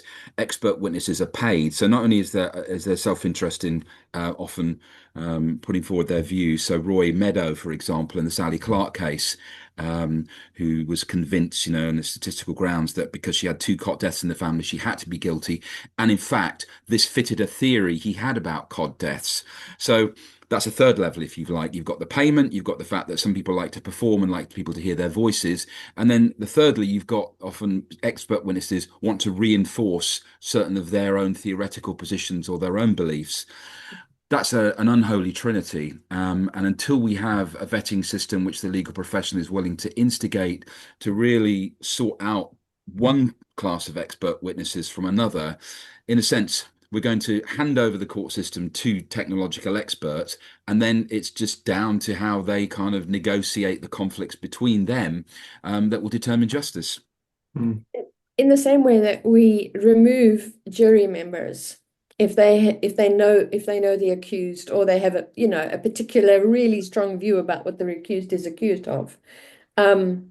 Surely experts shouldn't have a vested interest in testifying about those aspects of a case, but that hasn't been done yet. And we're very good at choosing. I mean, friends of mine have told the jury, "Oh no, I know this person. That's it. You're out." So we're very careful. We have processes for that. Yeah. Unfortunately, yeah, we don't have that for experts. Maybe it's just hard for the prosecutors to know who the right experts are, and they wait for somebody to volunteer. I don't know. Well, that is a problem, because getting an expert witness to attest is often not easy. To get someone to come along to the courtroom and spend time doing that. There is a register of expert witnesses, I believe, and you can put your name on it, and then people will look through and say, right, I want somebody who's an expert on, on mobile phone technologies. Yes. What can they say about this? But if you like, the population that you're selecting from is already quite small. Yeah. And if you've put yourself forward to be an expert witness, then again, there's always that slight element of self-promotion that you're willing to do that. I maybe, and this is blue sky thinking off the top of my head at the moment, but maybe we need a system not dissimilar to the jury system, where there's an expectation that if you have expertise in a certain field, that you have a civic duty, if Yes. called upon, to come and dispense that wisdom in the That courtroom. makes a lot of sense. Yes. But I take your point about, people, as you say, putting themselves forward. And also, Mike, those of us who work full time, it's kind of difficult to take off 3 or 4 weeks to go and sit in court. I mean, you can do it, they can't. You have to do it if you're asked to be on the jury. But a lot of people just don't feel like they have that sort of time commitment. And also, a friend of mine testified, an expert who I do trust. He had no vested interest. And he said it was absolutely terrifying on the stand. Yeah. And so people have bad experiences, maybe, Well, testify indeed. as an Yeah. expert, and then they go, right, that's it, I'm not doing that again. We can't forget the performative element to the trial process. Hmm. And for many people, standing up in a witness box and being interrogated, Yes. not just they got to perform and convey their understanding of the situation, they then have Hmm. to face being interrogated and perhaps belittled Yes. to an extent. And for many people, they're just not willing to go through that Yes. process. But until we square this circle of how we get the right kinds of experts in the courtroom to manage some of these issues, in these technological issues that we've seen with postmasters and Lucy Letby, the miscarriage of justice is always around the corner. Mm. Yeah. I think this is just a personal view, but I think simply the system has been operating this way for a long time, and I just think there is no, it's easier to just carry on the way things are now. I think that is simply the only reason it happens. I think objective, like there were recommendations made by the Law Commission in 2011, and none of those were enacted. And I think it's just simply because the state always thinks this isn't a vote winner. This doesn't help us in any way. It's going to be a lot of hassle for us to do. We just leave things the way they are now. And the thing is that the media dutifully reports the court system generally as if it's infallible. Yeah. So if you read the court reporting of Lucy's case, you'd think this was solid as a rock. And indeed, that's why so many people initially believed that she was guilty. So I think there needs to be a mass. I mean, you'd think the post office inquiry would contribute to this, but there needs to be an increasing momentum towards getting the system to acknowledge, look, it's just not good enough anymore. It needs to Mm. change. So the eighth parallel is, I'm going to read from your paper again. Where cases did go to court, it was striking how readily and unquestioningly the Horizon evidence was accepted. In a webinar organised by University College London, one of the speakers points to the fact that many of the judges who presided over these cases lack the technical expertise to be able to question the Post Office's assertions. Again, there are very similar issues in Lucy's case with complex scientific and medical information being presented to a jury of laypersons and a judge that has no scientific or medical understanding. I wondered if, Mike, you had an opinion on the ability of the court system to deal with complex and technical evidence. Well, I think we've already covered this to an extent, and I think we have to have very low confidence in this ability. I mean, it's not it shouldn't be a surprising fact that if you spend 7 years training to be a barrister, or you've got a lifetime of experience as a judge, you might have seen a lot of different cases, and you would certainly have expertise on understanding how human intention and psychology works, and how that often relates to offending patterns. But are you going to understand how you record mobile phone evidence? Are you going to understand, the reliability of a toxicology test? Are you going to understand complex medical procedures and process? Well, of course you're not, and I don't. We could expect legal professionals to be able to do that. But what it does point to is what we were just saying about expert witnesses and the role of technology and things like Dober principles. Is until we get the court system, we give it the capacity to be able to employ the people who can understand this stuff, and then also to translate that understanding in a way which not just the court but the jury can understand. We're going to keep facing this problem again and again and again, and we're at a crisis point. I really believe we're at a crisis point here unless we can get our act together. And you've written that there's a kind of naive faith in technology in the criminal justice system, and you cite many examples of this. So could you just expand briefly on the importance of this? Yeah, I do a module at University of Surrey where I lecture, and I was struck when I wanted to get this module going that there was nothing like it in criminology. So, I mean, this is not even, and this is obviously, the field of specialists who are dealing with crime. But the module is called Crime and Technology because, and the more I reflected upon the role of how technology is, how justice is now dispensed, it's actually staggering, right from the point of view of the pre-crime vortex, where they're using big data systems to say, oh, there's a hot spot here, so let's go and flood this area with police officers. So we're using technology prior to any, this is of course very, very pre Philip K. Dick, before any crime has taken place, right the way through to then how evidence is gathered through CCTV, through forensic traces, through to in the trial, whether it's, virtual sentencing, whether it's the role of expert witnesses. At every stage, technology is playing a part in determining the course of justice. Mhm. Um, so if you couple that with this naive faith that I refer to, this kind of technological rationality, again, we've got a problem. The other issue you've alluded to earlier, Mike, was all these people saying they were guilty when they knew they actually weren't. Yeah. And it seems like juries and judges think that if somebody says they're guilty, well, then they definitely did it and they said it. Because you keep hearing that with certain cases recently. Yeah, but she pled guilty. She pled guilty. Or maybe she was coerced. Maybe she was afraid. There was a lot of things. And so we kind of need to also stop being so naive about believing that if somebody says they're guilty, they're actually guilty. Maybe they're just trying to get a reduction in the sentence because they're scared out of their mind. Yeah. Yeah, very important, of course. So you've written as well,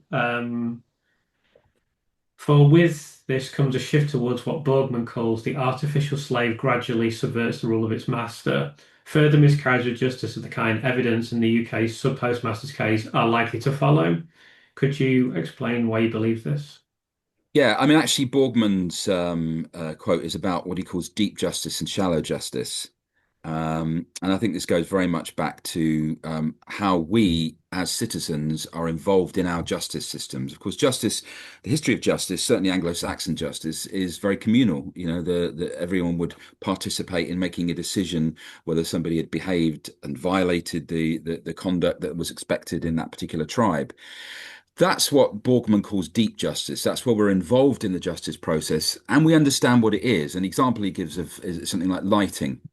Once upon a time, we knew how lights work. You stuck a torch in a fire and you lit it, and when it went out, you lit it again. Now, if you put it to most people, if something goes wrong in their lighting system or something goes wrong in their computerized car, they have no idea how to fix it. They've got no idea how it should work. And in fact, they only notice anything's wrong if something or how it works if something goes wrong. And it's a similar thing with the court and justice process.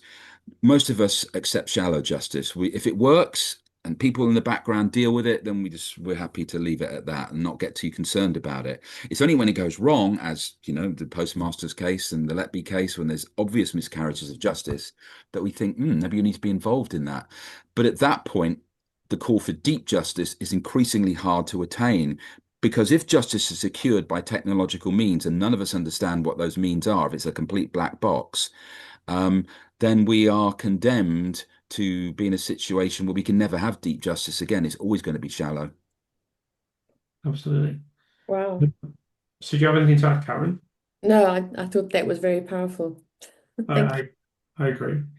So I'm going to read quite a lengthy passage to you viewers now, and then I'll ask you a question at the end of it. So in this article, we point to the risk of technological rationality contributing to a shift towards what we call technological justice. This is not technological justice as an ideal aimed at reconciling technological advances and aspirations with greater social justice and equality between societies. Rather, this is a technological justice which reorients traditional judicial processes and goals towards machinic objectives and practices, a development which threatens to undermine rather than to enhance justice. We situate such risks in the context of the British sub-postmasters, sub-postmistresses scandal, where hundreds were unjustly prosecuted and convicted of fraud or related offences, almost entirely on the basis of evidence generated by digital technology. The case represents an instructive example of how the diversion of legal systems away from social towards technical norms is likely to pose new kinds of jurisdictional challenges. If this level of dependency upon technological solutions to justice were not enough, we are now being confronted by one with still more profound implications.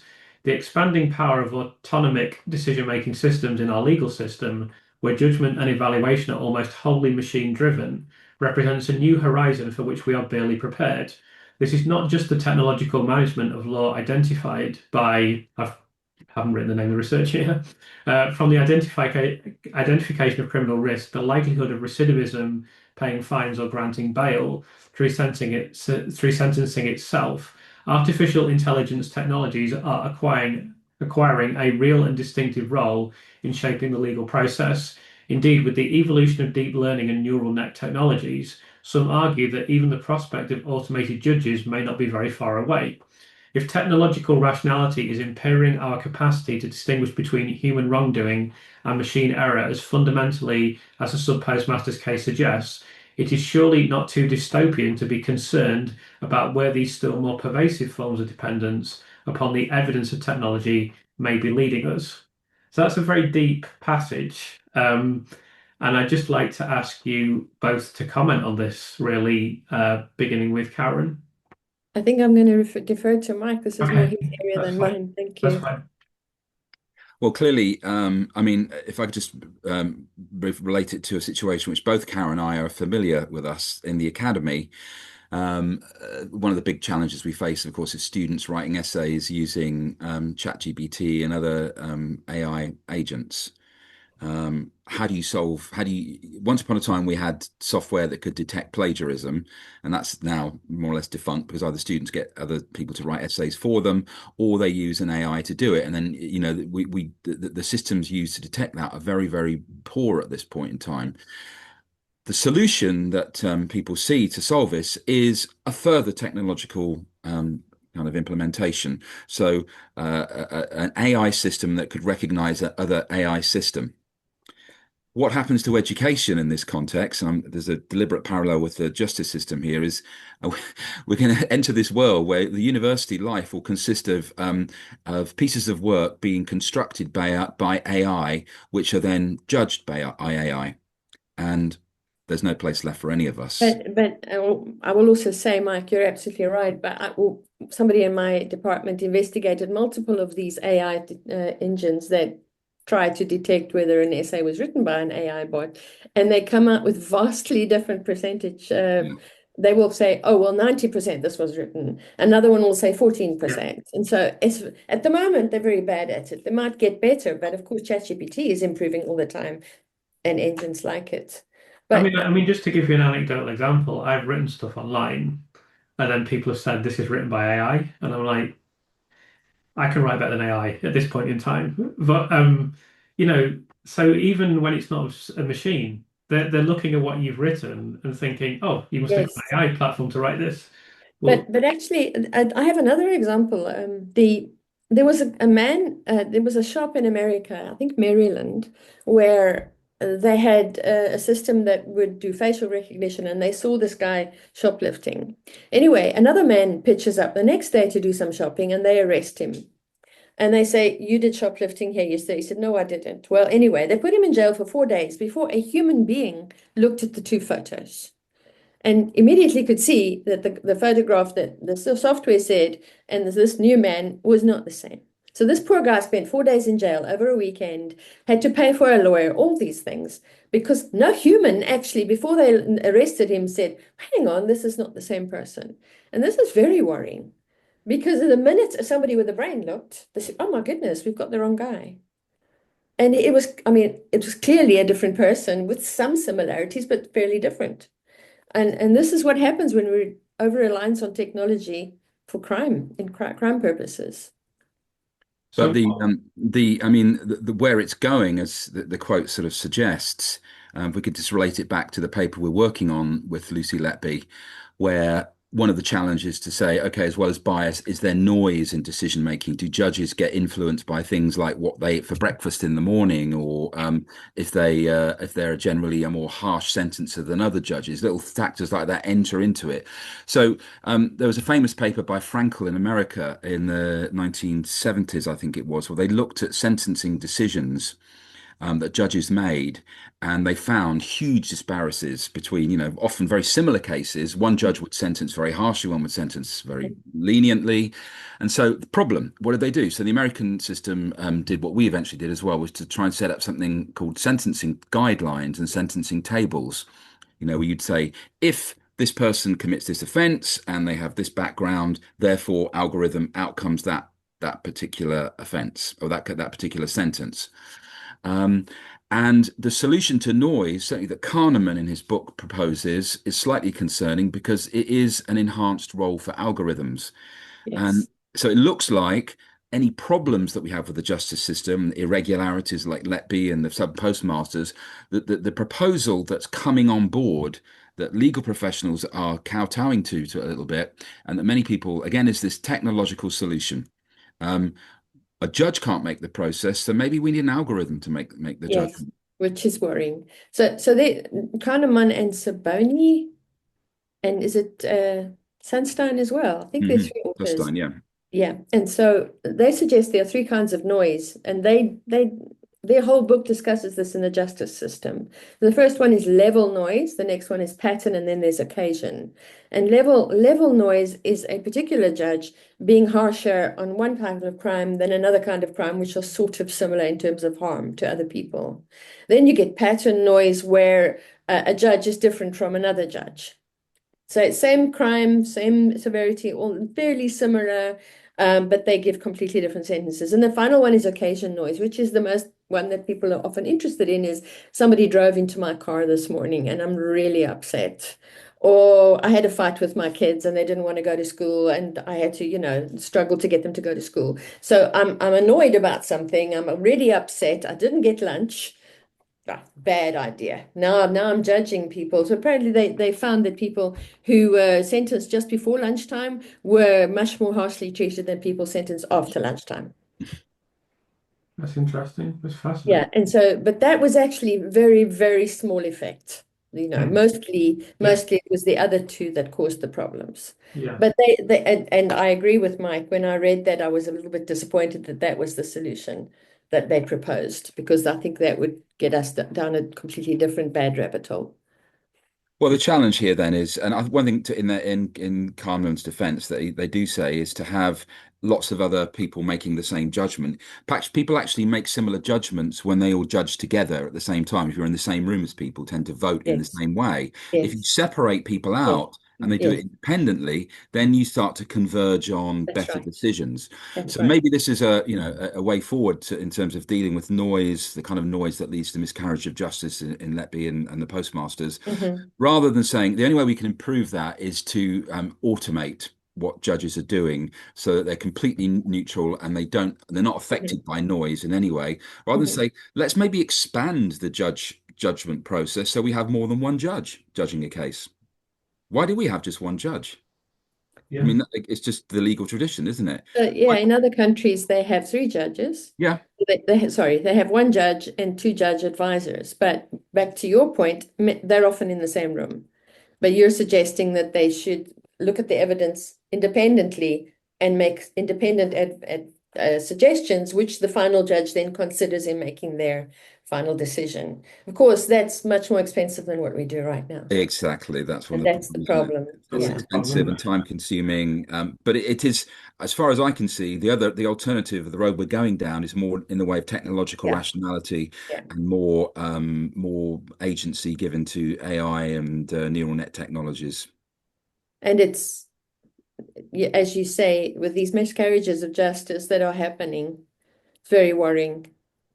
Yeah. And Um, as soon as that happens, of course, we're into another black box. So the kind of the miscarriages, potential weaknesses in the Letby case that we're able to unpick, and that Christopher, that you're doing such great work in just gradually trying to disaggregate, that will become increasingly harder. Because if the black box is an AI system that's arrived at that decision, how do we then unpick that? yeah. Because it might be, did they see something that we as human agents couldn't Yeah. see or couldn't understand, and maybe we need Uh-huh. to trust them on that basis? Uh-huh. Or was it just hallucinating? Yeah. Yeah. And it will be very difficult to tell. It's hard So, to tell, isn't it? yeah. Yeah. So obviously we could discuss that topic for many hours, and I'll get you guys on again. I'd love to discuss the topics in more depth. I just want to conclude by talking a little bit about Lucy's case. So I'd just like to ask you simply at this point in time, firstly, I mean, I'm really grateful that you're writing a paper on this, and I'm certain people viewing and listening to this will be grateful as well. So I'd just like to ask for your opinion on Lucy's case at this point in time and whether you have any reflections on that. I'll ask Karen firstly. I with everybody else, I really fell for the PR and thought, oh my goodness, what a terrible person to kill all these little defenseless babies. And then I started looking more deeply, and I went to Mike and said, we've got to write about this because it's a natural follow-up to the post office case. And then watching people like you and other folks talking about it, you start seeing the issues. And that I didn't draw the parallels as well as you've done today, but there were clear parallels to me, especially when it came to the experts. And that's where we have decided to focus our attention with this paper. So yeah, it just feels the injustice of it rankled with me personally, and then I started investigating. And now the stuff that you're doing and the news that came out recently about her putting notices on Datex really was compelling. Yeah. And do you have And I anything think, to add, Mike, to that? yeah, I think myself, like Karen, I mean, when Karen first sort of approached me about doing this paper, I was a little bit taken aback because I mean, my uneducated opinion on this was she's obviously guilty. She's obviously, one of the worst serial killers that there's ever been. And how could you deny the evidence of the diary? I'm evil. I did this. All of those circumstantial factors which have fed into this case. Um, but the more we began to talk about it, the more we began to unravel some of the backgrounds to the case, the role of the male doctors, the role of the institution as an obviously failing institution, which, a young woman put there on her own to face those things. I mean, at this point, obviously in the paper, it's not our intention to make a judgment on her guilt or not on her guilt, because that wouldn't be our place, I don't think, at this stage. That's for people like you, investigators, to look at that. We're going to come up with some problems with the case. That's the idea. But my own personal opinion, I think now I've come round to the view that at the very least it's an unsafe conviction. Yeah, she deserves another trial at the very least. Yeah, I think we can all agree on that. And then the last thing I just wanted to do, we don't need to spend too long doing this because I've kept you for long enough as it is, but I just wanted to give you the opportunity to ask me anything about Lucy's case, if you'd like to do so. So in one of your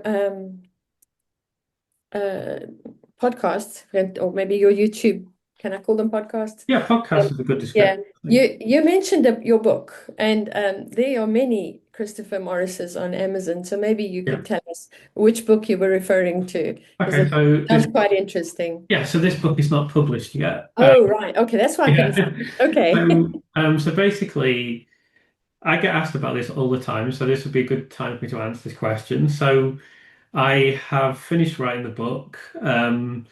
It's awaiting publication. I have publishers interested. It will be published next year. Um, I've just been trying to get the best publisher that I possibly can. And there's been a lot of near misses where really big publishers have been interested, but then they just won't green light it. So I'm still trying to get to that point where a really big publisher does it. I may not be successful because there's a certain amount of degree of caution, but we'll just have to wait and see. It's with someone really big now. They're looking at it. We'll see if they do it. If not, then I do have other publishers that definitely want to do it. So it will be with someone. And I don't want to sound ungrateful to those publishers because I really appreciate the fact that they're interested. I just feel like for this, because if it was a book I'd written on my own, I already would have accepted those offers. But because I'm representing Lucy and a community, I feel I need to do the best I possibly can. So, Are you able to say what the title of the book is? yeah, so I've just called it Reasonable Doubt, Okay. examining the conviction of Lucy Letby. Okay, thank And you. I don't think it will change from that. And Christopher, I mean, I don't know if you have the same challenge that we have, is that obviously that there are certain times, especially if the case is active, you can't make definitive statements in the public about guilt or non-guilt, can you? So are you adopting the position in the book of just asking questions, or are you going to make a definitive statement about your belief about whether she's guilty or not? So in the book, I have not made a definitive statement regarding guilt, because I don't feel that was appropriate. Yeah. I have on YouTube, but in the book, I've tried to focus more on the safety of the conviction because I feel that's more appropriate. So I do make a definitive statement on the safety of the conviction. Obviously, I consider this to be a chronically unsafe conviction. Yeah. Well, we'll have lots of if you can take them as we're finishing this paper off. I'm sure we'll be dropping Yeah. you a few questions along the way if that's all right with you. Of course, yes. I'll be keeping in touch with. I want to reassure viewers that I'll be keeping in touch with Karen and Mike, and I'll help them in any way that I can with this paper that's so important. And I'd love to have you guys on again in the future and discuss, AI, various Mm. technological issues. Philip K. Dick again. Philip K. Dick, I was going to say that's worth a podcast on its own. Yeah, absolutely. But yeah, I'd love to have you on again. It's been absolutely brilliant. I know people will love listening to this. It's been Okay. very enlightening. And for me, I'm glad that I've learned about the post office inquiry, not just the fact that obviously I know it's an egregious miscarriage of justice and a very serious part of British history, but now I understand it, and it's fascinating. The thing that fascinated me the most was how simple the glitch was Mhm. that triggered the whole thing. Mhm. It's like something out of Terminator or something. There's something quite this. There is a like if you just made that up, you say, "Oh, come on." I mean, that's not. Yeah, yeah. But no. It just simply disconnected from the internet, and then it created duplicate, and then everything just spiraled out of control. Absolutely crazy. So one of my other avenues of interest is looking at capabilities of end users to do cybersecurity. Hmm. And so this is really, the post office case was really resonated with me because they didn't have enough understanding of the technology, but they also didn't understand how the system worked because they hadn't been properly trained. So they didn't have the capabilities that were required to use the system properly. And therefore, it was completely wrong. I mean, then maybe you should have had somebody helping them for a day or two in their post office to make sure they really understood it. Because a lot of them would say things like, yeah, I was just, I was winging it. I wasn't entirely sure. The training was insufficient. And so this whole capability issue raised its head. And we've been looking at capability in the broad in terms of people with disabilities, people who just have cognitive issues like dyslexia. It's like 1 in 10 people has a measure of dyslexia.